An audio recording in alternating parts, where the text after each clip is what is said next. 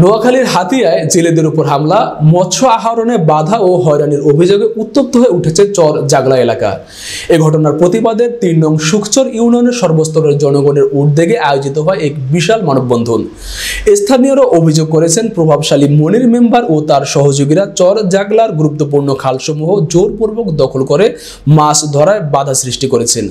অভিযোগ রয়েছে, তারা সরকারি লিজ দেখিয়ে দরিদ্র জেলেদের খাল থেকে উচ্ছেদ করেছেন এবং প্রতিবাদকারীদের উপর চালাচ্ছেন হামলা।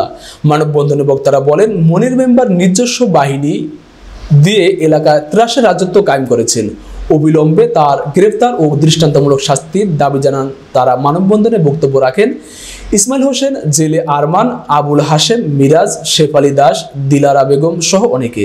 তারা বলেন, আমরা নদী পাড়ের মানুষ, খালি আমাদের জীবন, সেটিও কেড়ে নিচ্ছে প্রভাবশালীরা। এ সময় মানববন্ধন 2 শতাধিক স্থানীয় জনগণ অংশ নেয়। বক্তারা হুঁশিয়ারি দিয়ে বলেন, মনিকে যেন দ্রুত অ্যারেস্ট করা হয়, এটা আমরা চাইতেছি। আর এই মানুষ, এই শহরের এবারে মানুষ যেন আমি নিরাপদে বসবাস করতে পারি, এটা আমাদের মূল লক্ষ্য।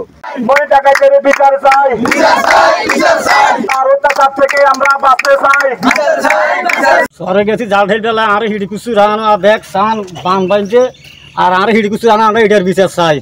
ধরতে গেছে মাছ ধরতে যা মনির মেম্বার আমার স্বামীর ফিডে মারায় ঘরে লুচ করে তো দিছে, কোনো সংসার চলে না।